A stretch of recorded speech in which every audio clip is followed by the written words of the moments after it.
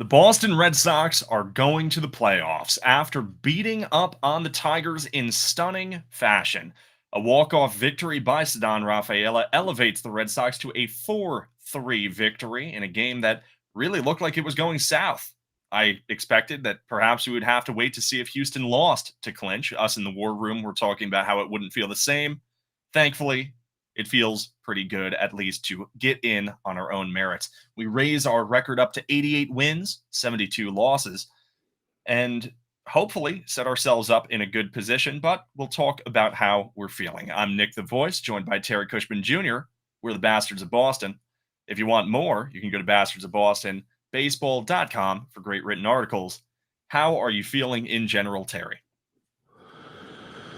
Well, it was kind of a strange game, to kind of cap off a strange season where the team kind of got worse. Like on as far as the roster construction, throughout the year, you lose Devers, but you have a big July. Um, you don't really add much at the deadline in the way of starting pitching or a bat.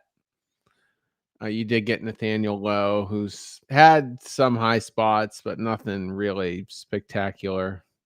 He nearly did hit a big home run in one of the earlier innings of the game, but yeah, and it was just a wonky night as well. Kyle Harrison looked great in flashes and just absolutely terrible. Only gave you 3 full innings. By the end of the 5th, you had already blown through Slayton, Matz, I think one other pitcher, and you shouldn't be winning baseball games, but it's just like 2025, the Red Sox found a way to do it. Casey Mize did everything he could do to keep that Tigers team in the game, and they had a little bit of offense, but not enough, and they've been slumping, and I don't know. I don't know what their path is. I guess coming into tonight, 1 win and 1 Astros loss would get them in. So things could get a little bit tighter. I think Cleveland's about to, or at least last I checked, was losing pretty good to Texas. So we have no idea who we're going to be playing, but I guess just based on this season, it could be a brief October, could be a lengthy one. I don't know what to expect with with this team the way it is. Yeah, I think that's pretty fair. I think I'm more afraid, I guess, or intimidated by who our potential opponents could be because there are some great teams that are going into this with us. Initially, I was scared of the Tigers. I think everyone was a few months ago. After this month, I mean, I wish we could play the Tigers from here on out, as far as I'm concerned. Although you're right, they did play us well tonight. I thought that Casey Mize really did a great job at holding our offense down. Like you said, Harrison at times, I mean, you see this stuff, you see the vision, you see what he has, but he got a little bit lucky, or very lucky, in that first inning, not to give up any runs, and eventually his luck ran out in that 4th inning. Fortunately, the bullpen was able to come out and really shut things down, which surprised me a little bit. Seeing some guys like Whitlock and Chapman, of course, do what they had to do. That was not surprising, but a guy like Weissert throwing 1.1 scoreless, Zach Kelly, Steve Matz. It was nice to sort of get the whole bullpen involved in this because God knows we'll be needing them going into the postseason. And hopefully, with this victory locking up our spot, I'm not sure how the seeding affects. I don't think we're going to really, get that top wild card spot. I don't really think that there's much of a difference at this point between the 5 and 6 seed. I mean, just give Chapman and Whitlock a rest, give your guys a break, and hopefully go into this postseason ready to contend. Yeah, I don't really know who I'm afraid of right now. When you look at this American League, I mean, the Yankees have finally heated up. They're the best team in all of baseball since the first week of August. The Blue Jays are looking like, I guess I keep walking into that. They both can't get a bye, but This is the best Blue Jays team, but in that series that we just wrapped with them earlier in the week, it does sort of look like that Blue Jays team that's not super dynamic offensively. Like I said last night, Garrett Crochet looks like that's going to be an automatic win. But Bayo has not pitched well against them. He's got an ERA right around 5 against them, both against the team and his ERA at the Rogers Center, also right around 5. So he's lined up to go in the second game, and that kind of feels like an automatic loss. So, game 3, who knows? But the Guardians don't look particularly scary. The Mariners kind of do, actually. Maybe that's the scary team for me at the moment, actually, especially if you're going to Seattle. But the American League isn't that scary. You just need to get a little bit hot. And could the Red Sox do it? Perhaps. Yeah, it's really going to be interesting to see. The Mariners, Guardians, and Yankees have all been very hot, as you said. I should be afraid of the Yankees. I know I should be. We've beaten them so much this year that it's kind of a double-edged sword where you can only expect to beat a team, the same team, so many times throughout the season, I feel. And we've cashed in a lot of wins against them. But, you look at how we've played them, I just can't be afraid of the Yankees necessarily. I don't feel like we're a lesser team than them in any regard. The Mariners and the Guardians scare me just because the Mariners are so hot. The Guardians were so hot. They've cooled down a little bit in the past few games. But knowing that they really did that damage to Crochet, obviously, it's going to be interesting. I don't want to see a wild card bounce. I am afraid, based on the matchups, that we may be an early exit. But for tonight, at least, I'm happy to celebrate this. And who knows? We could really shake things up. We're playing spoilers, funnily enough, for the Tigers right now. They are still fighting for their season. They are. I'm trying to get the scores up right now just to see exactly where everything lands. So the Astros and Angels are scoreless in the top of the 4th. Where are the Guardians? Let's They see. did lose before, I believe. They lost 7-3, Yeah. so they're at 86 wins. They're tied with the Tigers. So not only are the Tigers still very much in play here, that division is still very much in play, but Cleveland does own the wild card. So Blue Jays won, Yankees won. They both have really easy opponents, so they're both tied at 92 wins. Blue Jays have the tiebreaker over the Yankees. So if the Blue Jays win out here, they will get a bye, and then it's got to be the Mariners getting the second one, I would think. How many wins do they have? Let's see. They're up to 90 right now. Yeah, well, they would have to. There's no Yeah. way. There's no way Cleveland or Detroit are getting there with only 86 wins at the moment. So that's so weird. Like the 1 seed isn't clinched, but the 2 seed is. Yeah. So I don't know if that's good. That's also because at least it seems like at least one of the 2 buys gets beat every year, if not both. It hasn't been a good thing to get it with all that extra rest. I agree. I'm actually relieved that we're not getting a bye. I do think that that can be kind of a dangerous thing to have a team play baseball, come into your home, and you haven't really taken a live game in like 6 days or whatever. That's a scary thing. People can say momentum doesn't exist. I agree and disagree with that. At different points in the conversation. But hopefully, we need the bats to keep alive.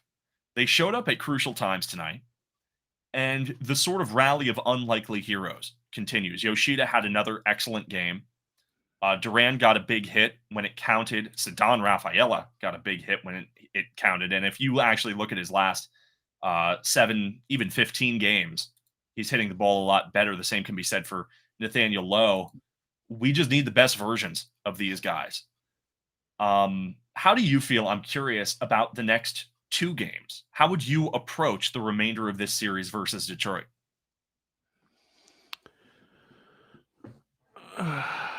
Well, if Detroit wins one game, they would have the tiebreaker over us, I'm pretty sure, as far as seeding goes, because they did sweep us. So we would have to lose the next two actually for them to be able to leapfrog us. So Yeah. you're getting Connolly early tomorrow, no matter what. And I would think if that scenario I just discussed is in play, Detroit can kind of nip us. I still think Giolito is gonna make his Sunday start. So I don't know if anything really changes. I mean, there's no real incentive to tank here or just relax. I mean, you mentioned Yoshida kind of heating up, low heating up. Everybody just needs to focus, stay locked in, and just be ready for that Tuesday game. So I'm still balls to the wall. You're not getting Crochet no matter what. You're not getting Bayo no matter what. There's just not enough rest for them to pitch again. So I still go for it. Yeah, I like that approach a lot. I saw a comment before that I would just like to highlight. It was from PK Rockman, and he said, "My hot take is the Sox now relax that they have made the playoffs, and the offense gets dangerous again. No more sawdust on their hands from squeezing the bat so hard while striking out." And I think that that's a very valid take, because it has looked at in multiple points in this season that the Sox have been trying to do too much at times. And when they let the game sort of come to them, seems to be when they do their best work. One thing that was really nice, sort of on that note tonight, was I feel like a lot of times this season, our wins have come from big innings more than consistent scoring. Tonight was the complete opposite. We had 4 runs spread across 4 separate innings against 3 separate pitchers. And being able, having different guys step up in different situations to come back ultimately from a 3-0 deficit to a 4-3 victory in a walk-off fashion, I think that shows a level of resilience that you perhaps would not have seen from a Sox team over the past 3 years. That's an excellent point, and they have maximized in certain innings and put up that 4 or 5 spot, which has been enough a lot of the time. So, you know, I can't disagree with that. And tonight, I mean that's how you're gonna like this. This team on paper sucks. Okay, I'm not gonna mince words. This is not a sexy team on paper. Before the game started, I posted tonight's lineups for both teams, and then I posted the lineups for one of the ALCS games in 2013 when both teams were like superpowers.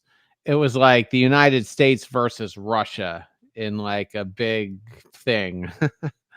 That's what it was like in 2013. This is not that. These aren't how those rosters are built.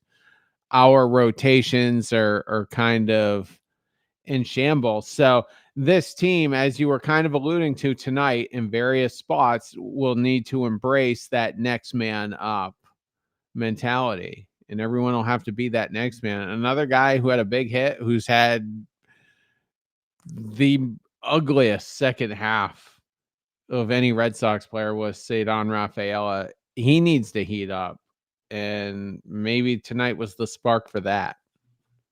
I certainly hope so. If he could at least get, even if he doesn't get back to where he was, just get to a playable spot, in the lineup, it's going to make a big difference. One guy who I think I often forget to mention, funnily enough, is Romy Gonzalez, who has just been so consistent with us this year. And he's been kind of an anchor in a lot of ways. He had a nice hit tonight. And, it's funny because sometimes you feel like the guy slumps. The same can be said for Trevor Story. Sometimes you feel like the guy slumps and you're like, oh, there goes a ground into a double play. Oh, that was a bad at bat, all this. And then you look at like every single sample size imaginable, and he's hitting well in all of them.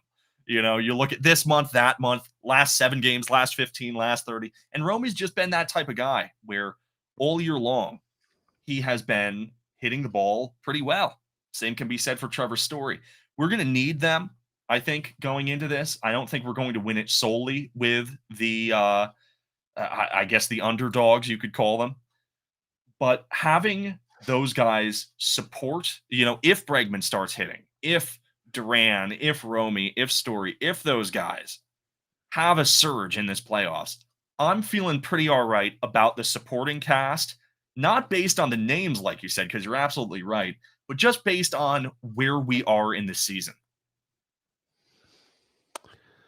There's a lot of unanswered questions, and we're here, and we just need to make the most of it. More likely than not, we're going to play the Blue Jays or the Yankees, I would say. You're 2 games up on both, Cleveland and Detroit. You're 2 games back from the Mariners. I guess but you can't, yeah, either way, still can't take the 2 seed from them. Because the Yankees or the Blue Jays are gonna be the 1 seed. So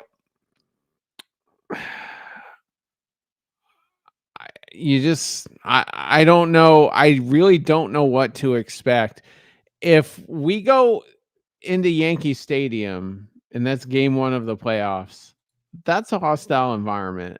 And I think only Judge and Stanton on the team really know what this rivalry is, because they were the only 2 on that 2018 team when we beat them. We've owned the Yankees. They have not knocked us out of the postseason in 22 years. That's a lot of dominance over your chief rival. So I don't know if that Yankees team, if that's going to be weighing on them. I mean, I would think it's probably just another series. But how will this Red Sox team handle a 3-game set, all of which will be played in Yankee Stadium if that's how it shakes out? I don't think the Rogers Center will be quite the same with the Blue Jays. I expect it to be rocking. I mean, the Blue Jays do have a big following. That is a big market. So that's the interesting thing to me. And how will Garrett Crochet handle that? How will he handle the pressure? Because it's not just any start. And he's coming off of a very good start, but he wasn't trending very well before that start. I shouldn't say not trending well, but he wasn't trending super great. He looked like he was a little bit gassed. Definitely, and struggling with the home run, quite frankly. He was giving up a lot of those, towards the end of the season. It's a good question. I think that a lot of this team needs seasoning, so to speak. You look at the lineup, you look at the roster, and it's just such a shame that we don't have Anthony in this. I would feel much more confident with a guy like Anthony leading off versus the Yankees. But for some reason, I don't know. I've seen the composure this team has shown. I've seen the resilience this team has shown. And I feel like they're capable, significantly more so at least, of handling those big spots and those big moments than like I said, the sort of comparison over the last 3 years. This is easily one of the most electric Red Sox teams in the last 5 years, going all the way back to 2018. You'd have to go to find someone to beat them. 2021, I think, maybe takes the edge. But I mean, being able to scrap and fight like they have, and people early in the season were calling them the power of friendship Sox. It does come across like that. Hopefully, the veterans like Bregman and Story can go out there and hopefully rally the troops a little bit. But a guy like Crochet, a guy like Bayo, from what I've seen this year, a guy like Lowe, who's been in that situation before, I'm hoping that they're able to steady the ship. And for some reason, I just don't necessarily see this team's nerves getting to them. I feel like if we get beaten, it's by the other team in the playoffs specifically, rather than what we've been seeing in at some points in the regular season, which is the Sox beating themselves. All excellent points. Bregman arguably is the most experienced postseason player of anyone right now. I mean, 7 straight years to the LCS. And that streak finally got broken last year. Probably won't even be a playoff team at all this year. Um, Nathaniel Lowe, I mean, I guess it is easy to forget he was just playing in a World Series a couple years ago, winning it. Story, his veteran leadership, like you said, is important, but I mean, he's not talking about these epic Octobers he's ever played because he's only played one and it was brief and they were out. No, actually, did he play in that one? I don't even know. I think he did actually. Yeah. I think so. 16 or 17 was his rookie year, so he would have played. Yeah, my bad. That was 2018. I'm pretty sure when they played it. So yeah, you've got those guys. I don't think Jaron Duran, I mean, his career in life has been so chaotic. What's a hostile playoff environment? Romy's just doing his thing, and yeah. And you look at not so much 2018, but in 2013, Xander Bogaerts had some spots in that one. And then ultimately, when Middlebrooks had that interference call, Bogaerts played third base the remainder of the World Series. So you did have a young kid up during that run. 2007, you had Pedroia and Ellsbury. So it does suck that Roman Anthony won't be able to experience the month like they did. Yeah, it really does. Now, something that a commenter, Sam, has pointed out is the possibility. I mean, we have seen that Meyer is back doing baseball activities. Alex Cora 4 hours ago would not rule out a playoff return for Marcelo Meyer. I just, funnily enough, I'm just not entirely sure where he fits aside from, I mean, his defense. But I mean, if he's not 100%, it's funny. I feel so confident right now with Romy at second, Story at short, Bregman at third. I would hesitate to really take any of those guys out for him. DH is the only spot really, and Massa's gotten hot, and I don't know. I don't know what a extremely mediocre Massa is versus an ice cold Meyer is, and which one really has the upside.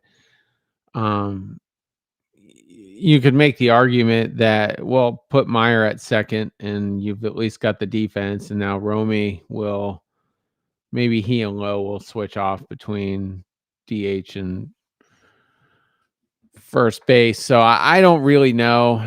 I'm kind of bummed that Christian Campbell wasn't given an opportunity, maybe to DH, because now with him, I mean, this isn't really the show for this conversation, but now you have to go through the whole winter wondering what you have in Campbell and what his role will be.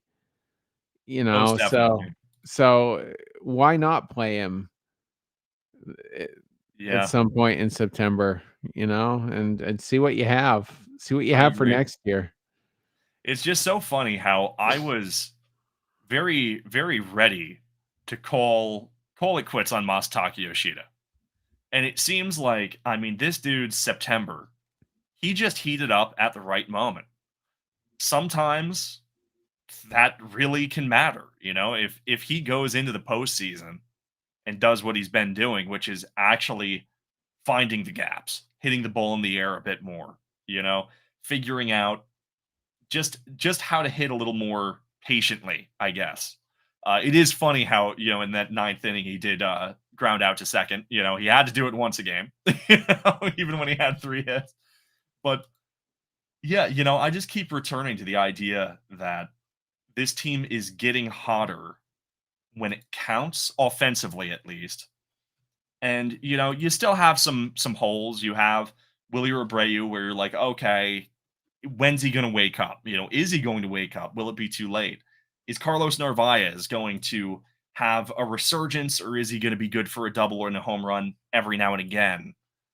But you've got to feel good right now, at least with a decent handful of these players, which is more than I think I was saying on this date a month ago for sure. Yeah, I mean, it's just I mean, what's your biggest concern? Is it the offense? Is it the rotation? Or is it the bullpen? For me, it's not the bullpen. I would rule that one out. But I think it's the rotation. So Yeah, I think I would give the edge to the offense, although both do concern me. yeah, Bale just looks a little bit tired. Giolito has not looked good. I think he hasn't gotten through 5 innings, so I would say he's probably been on the luckier side that he hasn't been hit harder than he has. Connor um Connolly, excuse me, early tomorrow. It's gonna be an interesting start for him because this potentially could be the best lineup he's faced. I mean, Riley Green shouldn't theoretically tattoo him. He's their best hitter, but doesn't do a ton versus lefties, as they pointed out tonight. Tonight was actually, you know what? I'm gonna give Apple TV credit. This was the best broadcast I've seen them do this year, and we've had to suffer through at least 4 games. But they did a good job pointing out, the trends of a lot of these guys. And um, Detroit, despite being the number 9 team in MLB versus lefties, Red Sox are 8th, by the way. So we're pretty equal in terms of lefties. It will be interesting to see how Connolly early handles the staff here, because I don't trust Harrison, and I'd be shocked if he gets a start. He looks like a 2 or 3 inning guy to me. I think that's what his role will be, and you Yeah, need that. as far as the postseason's concerned, for sure. Yeah, you need that anyway. You need that guy somewhere. So that if that's him, then that's fine. I don't know if Tolley really makes the roster. Um, you can you can change the roster every round. So your wild card roster can look different from your LDS roster. And then if there's injuries, you can change it during that round. So but I don't see where Tolley fits in, unfortunately. He's just got called up way too early, kind of out of necessity. And yeah. But getting back to the rotation, feel good about Crochet, feel good about Bayo, other than against the Blue Jays. And then I guess Giolito's still your number 3. I don't love Yeah. it. And I mean, and it's not necessarily him from you know, a stuff standpoint. He's the dude hasn't had this type of a load since 2023, and he was getting shelled that year. He hasn't been good since 2021. So, he turned a lot of corners this year, but I don't know. And then like I said with early, that's why tomorrow's interesting. This is the best offense he'll have faced. So, we'll see. Yeah. Another thing that I like the challenge that our team is going through. Even if it does result in some sort of early exit from the postseason, I enjoy the fact that we went up against the Blue Jays and the Tigers last. I think coming into that series, or more so looking ahead at it a month ago, it was a very terrifying prospect. Like, oh great, we're going to be knee deep in a wild card race, and we're going to have to prove it against two of the better teams in the league. And, despite that, after having gone through it, I mean, worst case scenario, I suppose, you split the 6 games 3-3. best case scenario, I mean, really, you could knock Detroit out of the playoffs, put Houston in there instead, depending on if they feel like taking it or not. But whoever we go up against right now, whether it's the Yankees or the Blue Jays, which, like you said, I think are the two likeliest options. I feel like I'm not confident going into that series in the sense that I don't think it's going to be easy by any means, but I also don't feel intimidated. It feels like this team is going to show us who they are. They're getting that opportunity, and if they get bounced, so be it. It kind of feels like I saw someone in chat before say it's almost like they're playing with house money, and I don't disagree. I'll still be disappointed in a grander sense, because I think we all had very high expectations coming into the season with this roster. And there's a lot of things that can be complained about. But for right now, with the state of this team, I'll say, you know what, guys, go get them. I think the best case scenario is the Red Sox win it in 2 games. And if that happens, that would line up Giolito for Saturday, which would be game 1 of the LDS. And then Sunday would be regular rest for Garrett Crochet, and then Bayo the following day. So that's the best case if you go an extra game, if it takes 3, and it probably will, honestly. It'd just be interesting to see how they set up that rotation for the LDS series. Definitely. I mean, no doubt about it, we're going to need Crochet and Bayo at their best. I mean, there's very little room for error, unfortunately. Even though the wild card series was expanded up to 3 games, there's still, you got to be good. Your ace has one shot to be an ace. Your offense has one shot to shell an ace, and you're hoping that the cards sort of fall in your favor. I agree with you. When it comes to number 3, Giolito is probably the choice that I would go with. I don't trust anyone, any of the kids, really. They're too young. I don't know who else I would put in that role. When it comes to the bullpen, like you mentioned before, I think that's the least area of concern just because of the added day's rest. You have Chapman, you have Whitlock, Slayton looks to have shaken off quite some rust. And I mean, hopefully you'll only need maybe 1 inning out of that middle. That's sort of the soft part.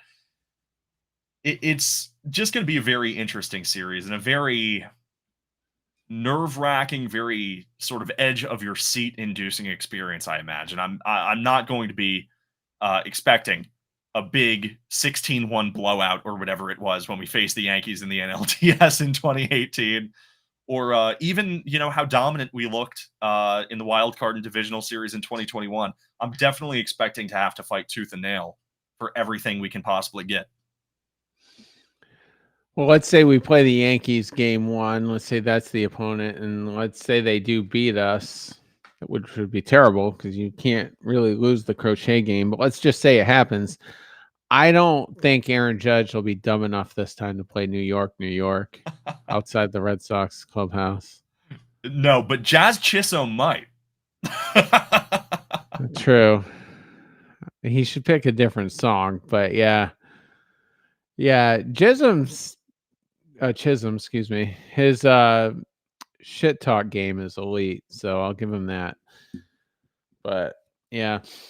My final thought on this has nothing to do with the actual series, but seeing how pathetic the American League is, there is no need to ever expand this playoff roster or the number of teams is what I'm getting at. Yeah, the format. More than 6, because you will potentially, on a bad year, maybe have, if you're going to 7 or 8 teams, potentially, you could have a sub 500 team. Don't dilute it even more is what I'm getting at. This is, they're going to add a couple of teams. It'll be we're a 30 team league now. So eventually it'll be a 32 team league at least, which I think is dumb because 2 teams right now are technically homeless. and we're going to add 2 more. But just leave it the way it is. Don't mess with it anymore.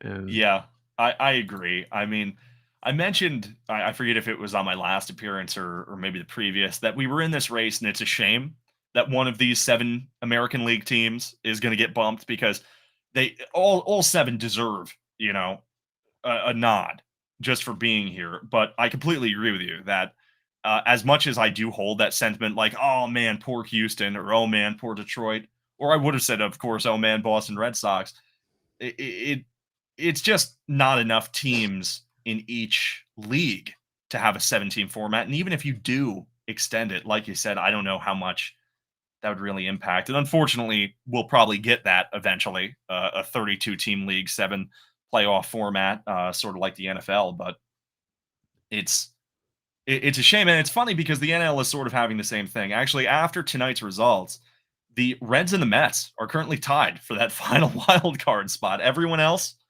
is at least into the playoffs. I'm not sure if the actual seeding is in stone yet. I don't think it is. But the Reds and the Mets are fighting it out for that final spot, both sitting at 82 and 78. I hope it's the Reds just for Yep. Francona. And I don't like the I don't like Steve Cohen. I don't like Juan Soto, based on everything I've heard. Other than that, I'm not old enough to be mad about 1986. So, Yeah. um, yeah, so hopefully the Reds get in. Hmm. But when you look at if you just go back 15 years, the trade deadline was so much more epic when only 4 teams on both sides got in. Oh yeah. Because all 4 of those teams probably looked to improve, and then there were a couple of fringe teams that were trying to make it that probably made big moves.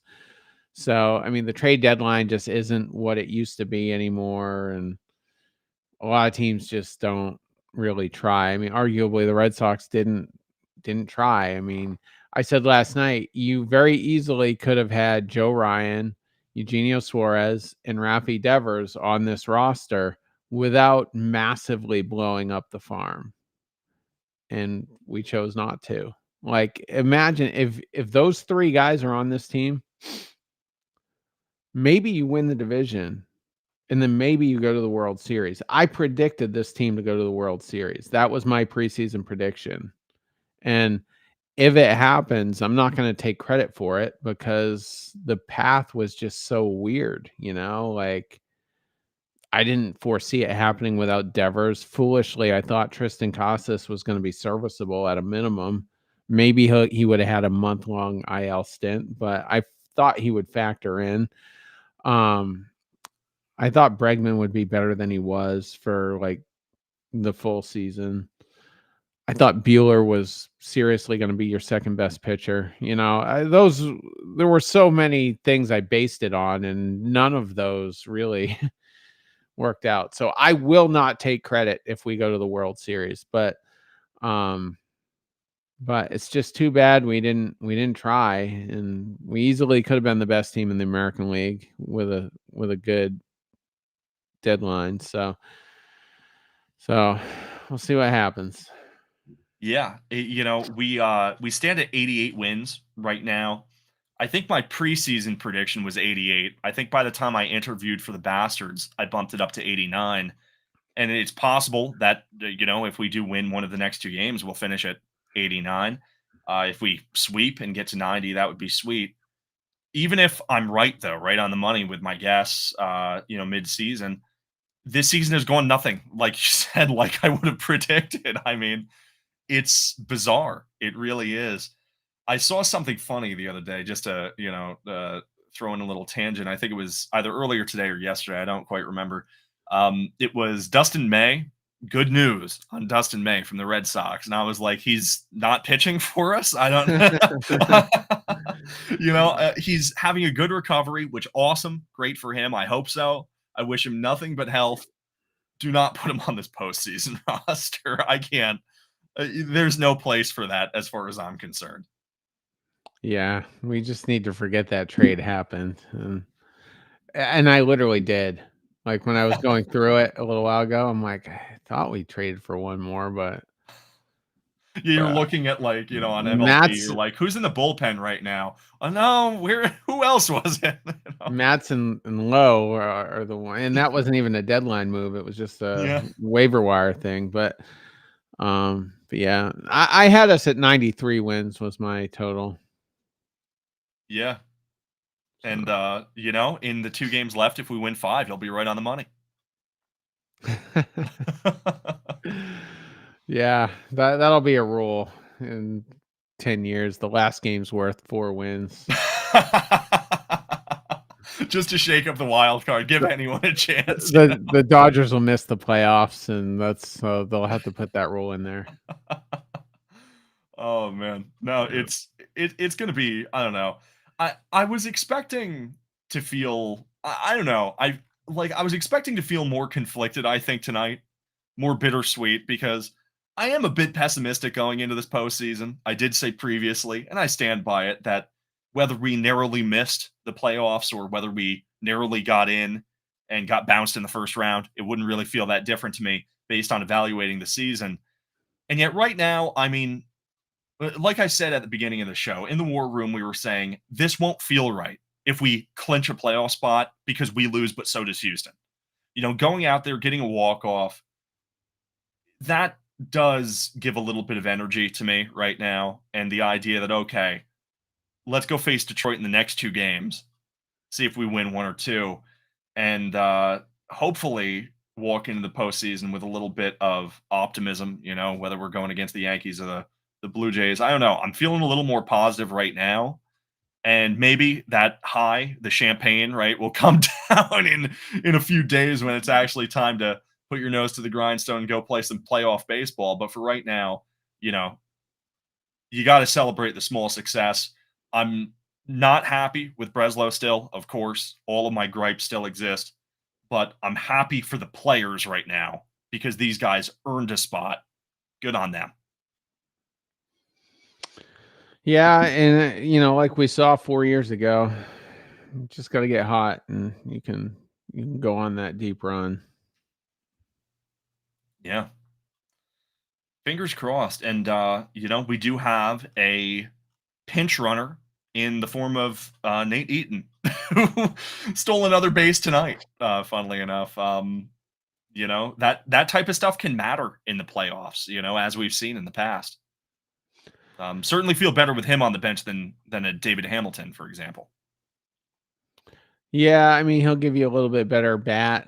Um, I would imagine he'll still play if there's a lefty.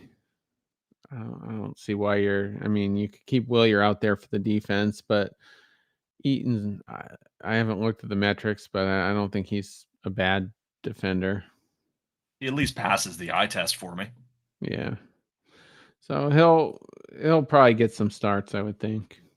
But Ref Snyder could. I don't know. Who knows? Yeah, most definitely. Yeah. Who do the Tigers have pitching tomorrow? Is it announced? It was a TBD last time I looked.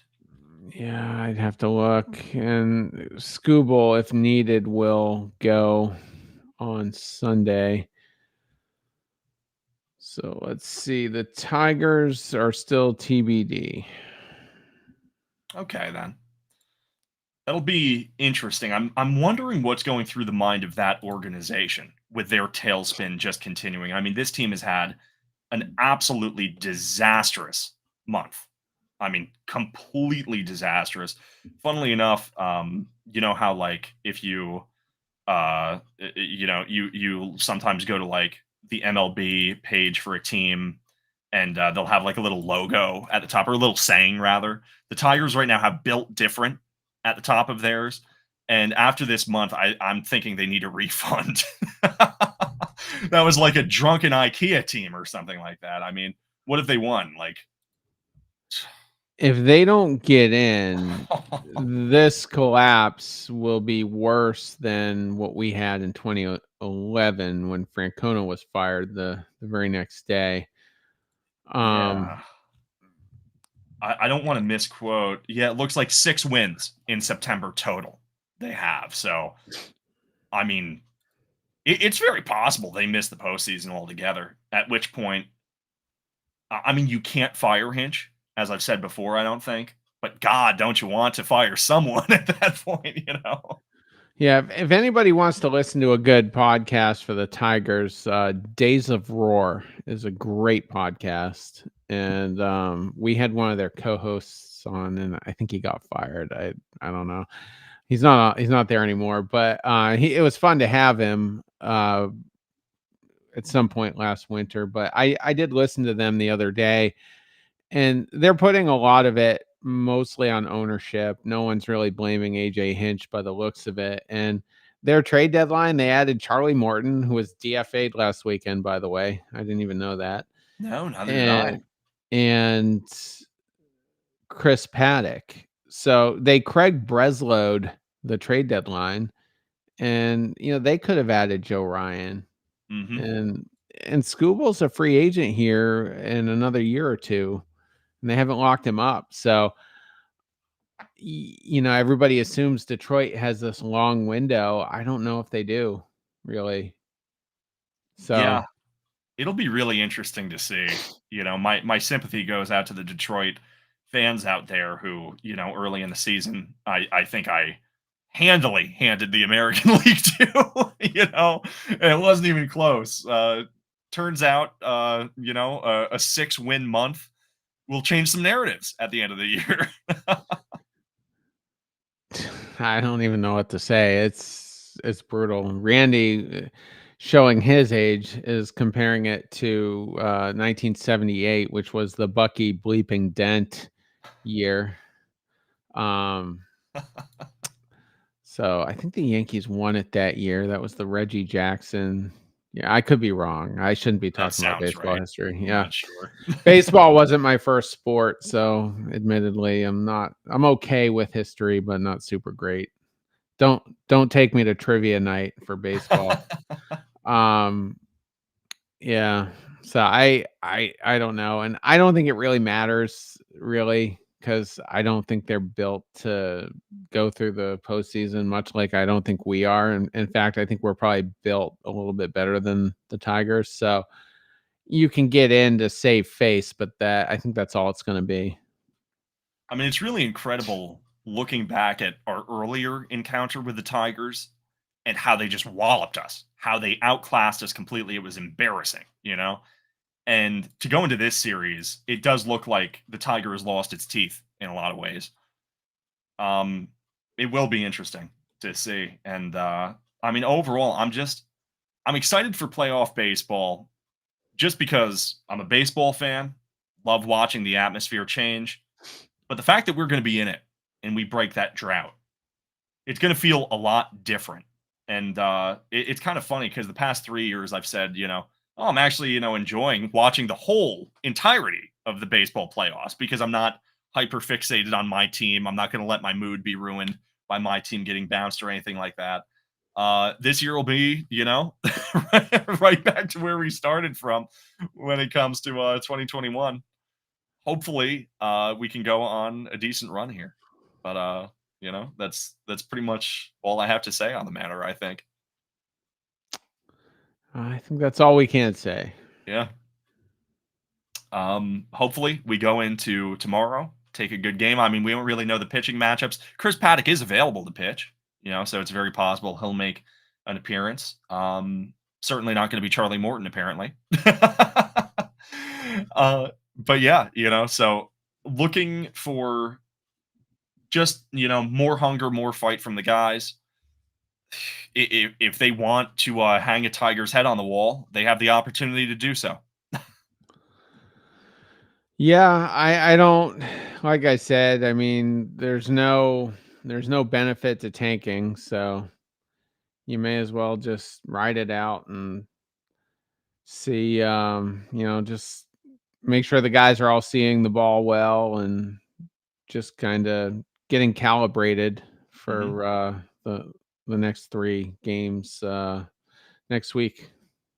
Yeah, they have the luxury of treating this as a bit of hardcore practice, just get that experience And hopefully, this isn't the last series, we'll see hosted in Fenway. I mean, it probably or the last series to end in Fenway, I guess, I'd I'd love to see Fenway one more time, in the postseason, although that does mean John Henry gets attendance. Yeah, it was kind of painful watching him field side as the team celebrated. I'm not gonna lie. I'm trying not to be negative, but Yeah. what a prick. I know. I think we can end it there, honestly. I think that's a good note. Okay. Thank you, everyone, for joining us. We do appreciate it. This has been a good show after a good game and a good with a question mark season. We'll see how it ends up here. Definitely looking forward to it. Spirits are high. Hopefully, they continue that way for a couple more weeks at the very least. I've been Nick, joined by Terry. We have been the Bastards of Boston. Thank you so much for watching or listening or commenting. We do appreciate it. Have a good one, everyone. Let's go, Red Sox. Take care.